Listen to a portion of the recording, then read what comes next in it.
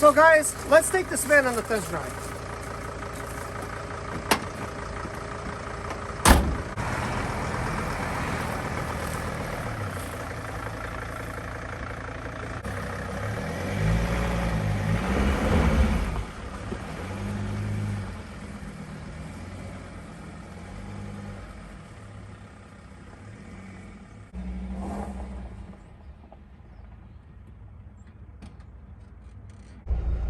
So anyways guys, before we begin this test drive, I want to point out a few things. I just taken a look at the video where I recorded before I even read the codes when a customer brought this van in the other day, and there was no codes.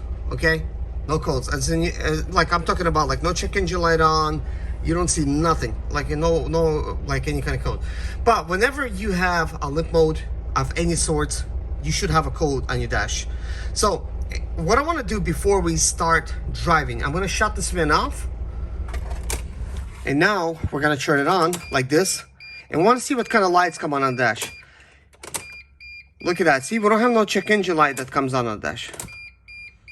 We have brakes, we have fuel, we have a battery, we have park, we have oil, we have radiator fluid, we have low windshield washer fluid, and a seat belt.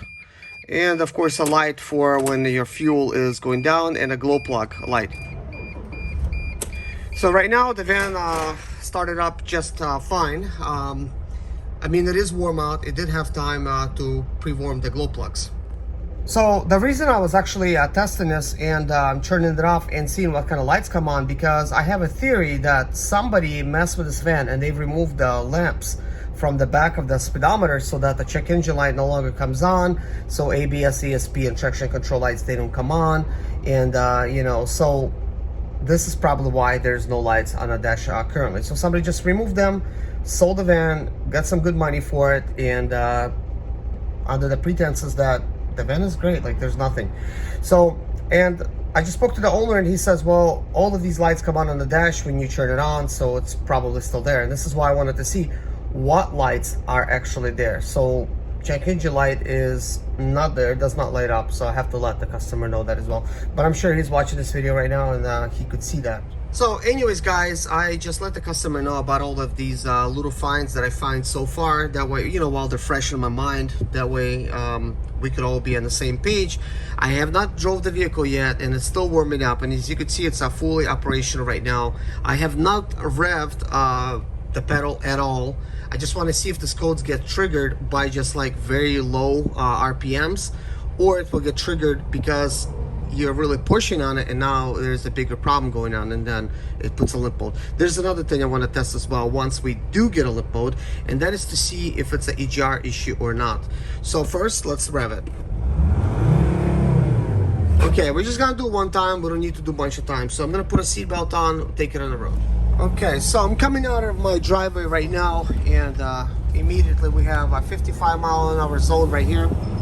So I'm stepping on it really hard right now. Well, as hard as it will let me, I guess. As you can see, it's going all the way to 4,000 RPMs. The van is picking up, and now we hit a snag. Like now this is limp mode. So it's really apparent. Also, the sound of the van has changed. It all of a sudden sounds slightly different, like it sounds like this whining noise. And right now it's like dead. If I press down on it, that's it. Nothing's happening. So here's what I'm gonna try to do. I'm gonna try to shut it off one notch and one notch again to see if it actually helps.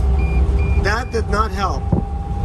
So sometimes when it's a EGR issue, when you shut your key off one time, you know, it will basically fix itself, or a little limp mode. So right now, the limp mode is just real apparent. That did not help anything. And I noticed it slightly speed up when I was going down the hill. So I'm gonna turn my camera off and drive this thing home and see what's going on. Okay, before I finish driving it, let's put it on park again. And we rev it like this. It's a 3000. I'm gonna shut the van off. I'm gonna try to start the van back up. Oh no, what the heck is going on?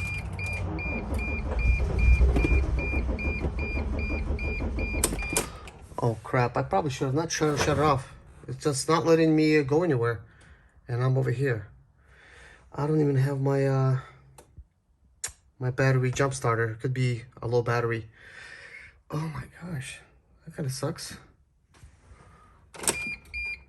So I'm gonna just try to read the codes first. Oh gosh, look at that. Camshaft position sensor. We got range performance bank 1. Okay, so camshaft, we got glow plug, we got glow plug, glow plug, glow plug, glow plug, turbocharger under boost, camshaft, glow plug, glow plug, glow plug, glow plug, glow plug. So we do have a camshaft. Crankshaft is probably going to come on after I give it a few more spins because it's not coming on. But apparently the customer already had this issue where the van will not start. So the van got to a normal operating temperature. There's a good chance this thing is not going to start up right now.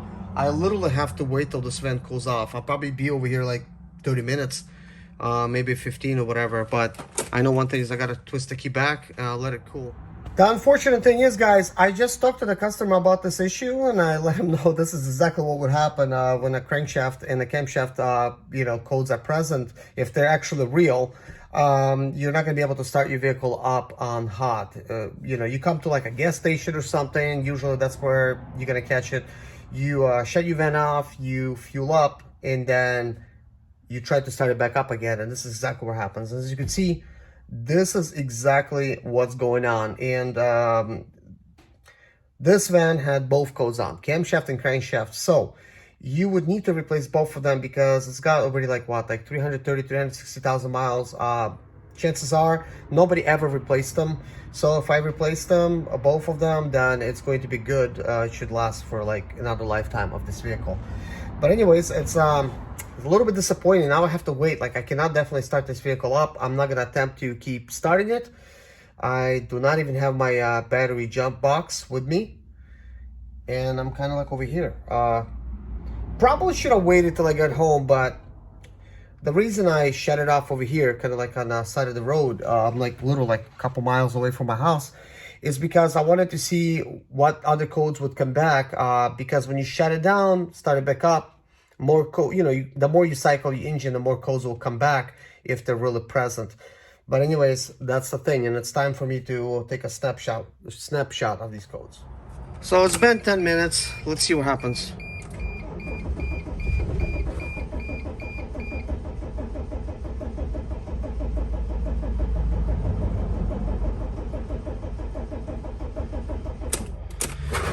Okay, nothing's good.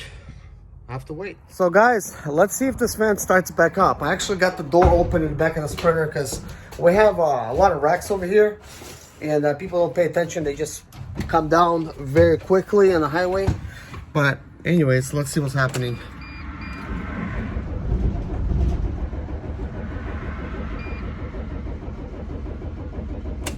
And that's all for now, folks.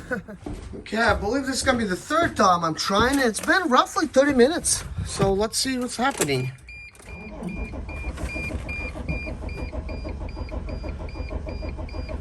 I'm just gonna let it go for now. I mean, their glow plugs are bad, which is not helping the situation.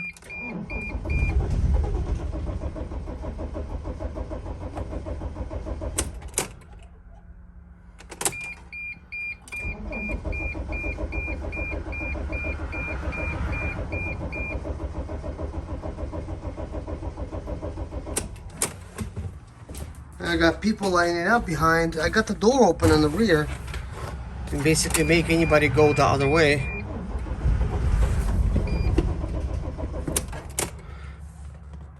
Wow. We might also have another issue with the mass airflow sensor, so I'm gonna try to disconnect it. I'm also smelling diesel. Why am I smelling some diesel? Doesn't smell very strongly of diesel, but sometimes when the mass airflow sensor is bad, it will start up and then it will just die. So I literally just hopped out. Let's see what happens.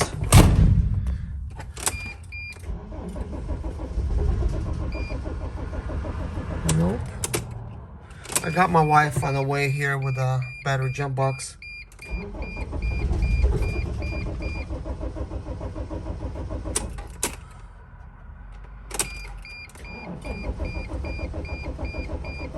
got people lining up. I don't know why. Why do you hit me? Let's try this again.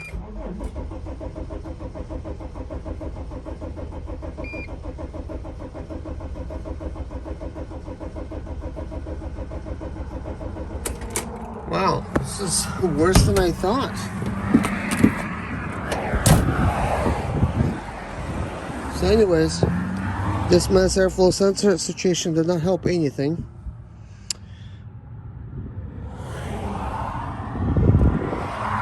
For everything else, the camshaft sensor is located underneath this cover.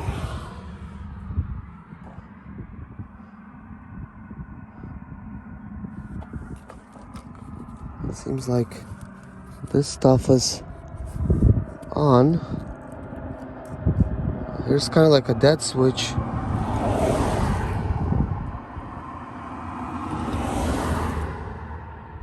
Interesting.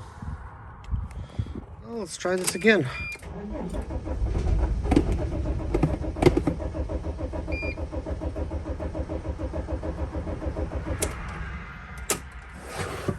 And there's that.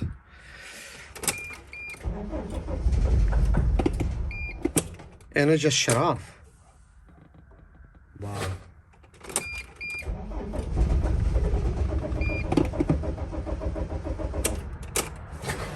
This is not good. It's worse than I thought. Try this again.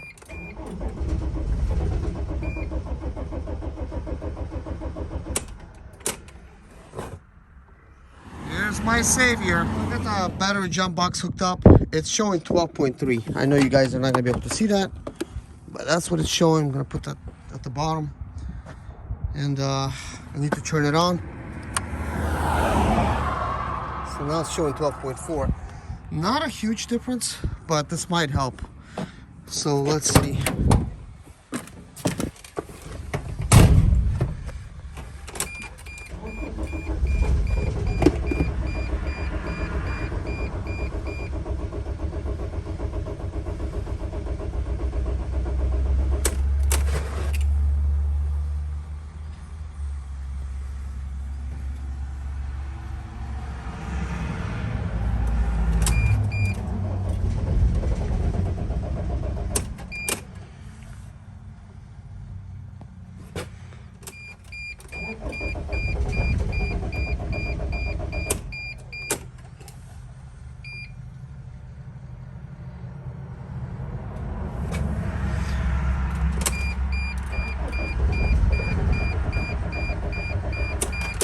To me with supposedly a very little problem. PO299. It sounds like a lot of, like a big problem for a lot of people, but this is why I got this van all the way from Florida.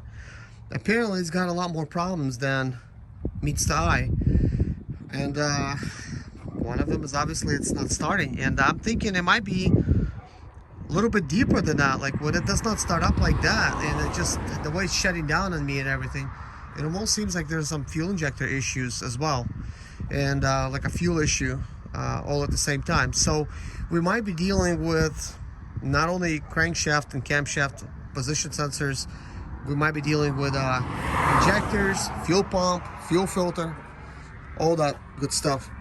So that fuel filter, at least from this angle, it looks like it's old. Looks like it hasn't been touched. It's all dusty and everything. So there's like a chance that this fuel filter needs to be replaced, and the fuel injectors might be leaking because it's also letting off some smoke when I'm trying to start it again.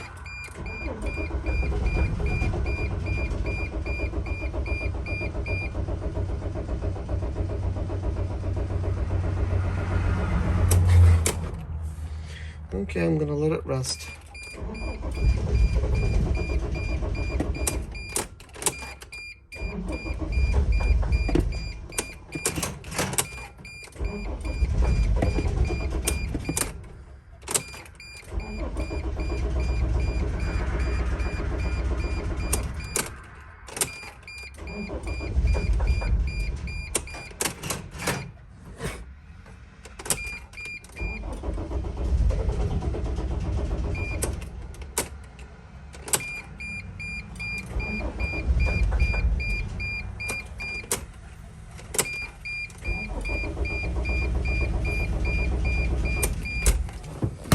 Harley! What'd you do, man? I was just about to see if you wanted to help me out with this thing. I got the client's van, and I decided to shut it off over here just to see what kind of codes would come back, and this thing don't want to start back up. Yeah. How much fuel does it have? It's a full tank.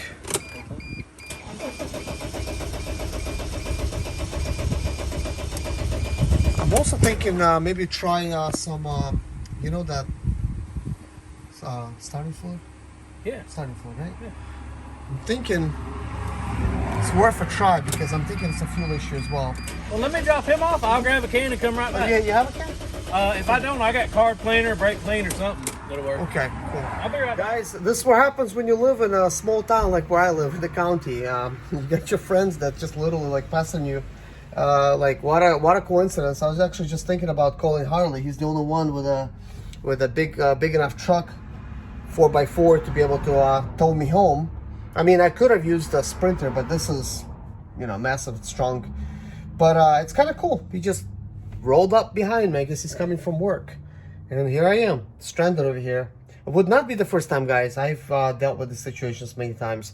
The only mistake I've done is shutting this thing off, but I do this kind of stuff all the time. When I'm testing clients' vehicles, I mean, a lot of times they drive them to me, and for something small like a PO299, you'll always be able to start your van up. It's just, I believe like with this van, there's just a lot of stuff that hasn't been done for a very long time, and the fact that it's age, it's just a lot of stuff that could have went wrong from there. You know, it's not that it's anybody's fault. It's just stuff is old. You know, stuff breaks.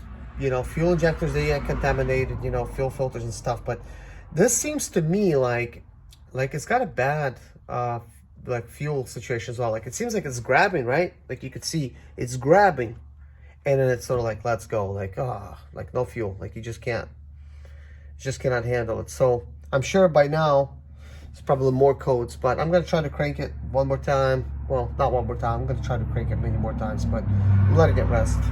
But let's try to crank it again. Yeah, you see, like all of a sudden just sort of like loses like interest. It just cranks and then boom, and it sounds like a lot like when there's like no fuel.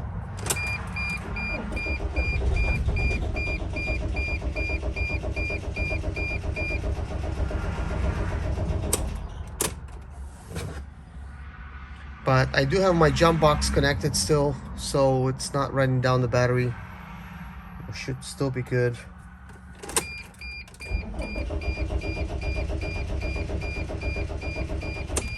Apparently, before I even start on this problem with the boost leak, I need to fix the starting issue. Okay, note to self: next time, I'm not going to be shutting down customers' vehicles unless I'm home, because you just don't know like what's going to happen. Plus, I don't have all my tools with me and stuff, so it's one of those situations where it's something I always do. This time it ended up biting me, I guess, by me just being stuck here. But it's literally been like at least like 45 minutes, and I've been letting it rest and then start, letting it rest, letting it start. So in that process, and still no start. Let's try this again.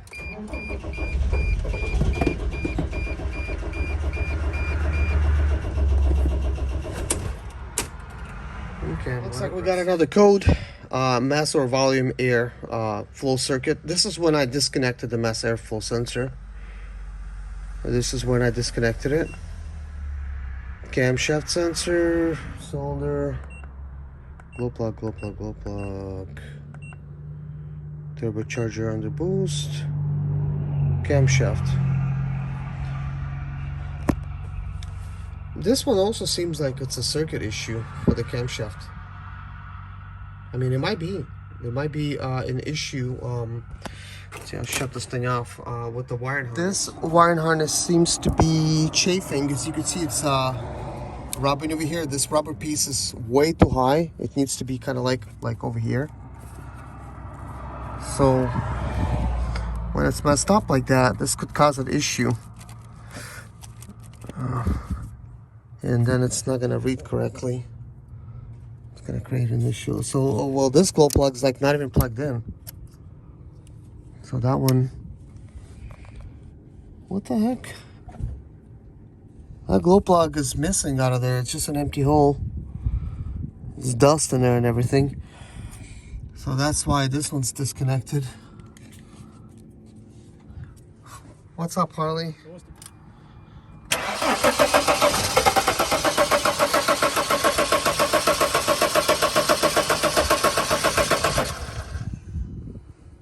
Shoot some more in there, sir. Okay.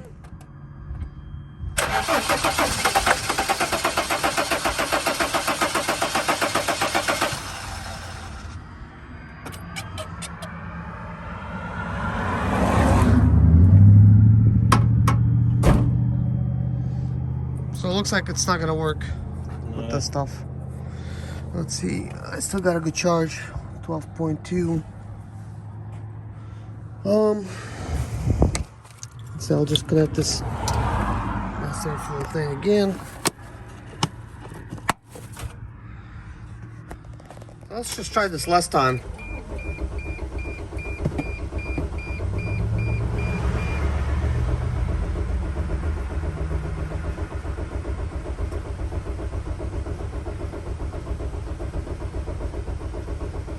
And that's it.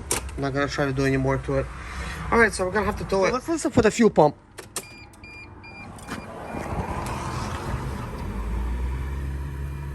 I'm not hearing it. Me either.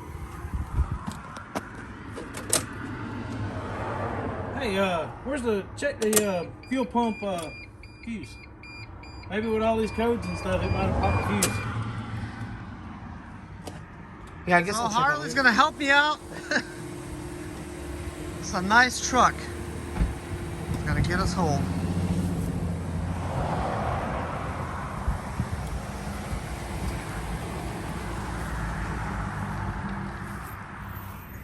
Guys, did I see this coming? Nope. But this is how it is. Welcome to Sprinter life. Well, any kind of car life. This will happen. So we got the proper tow strap.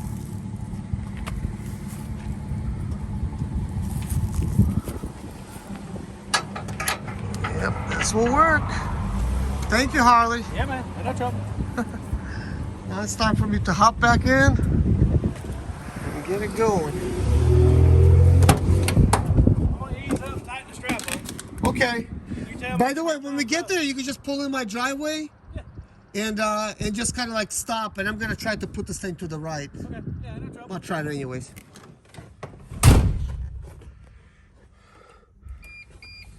We're good. Okay, I got this thing in neutral. So let's see. Tightening up the strap. So far so good. No oncoming traffic. It's a good thing I live close.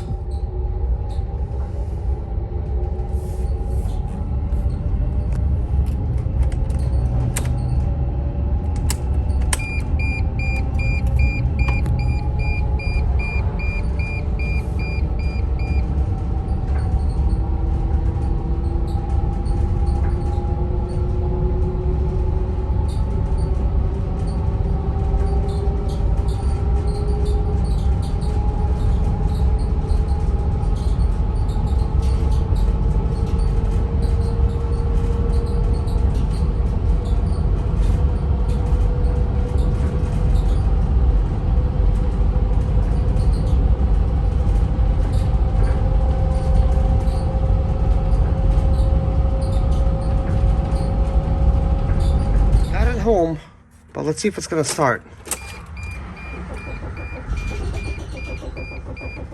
Nope, same deal.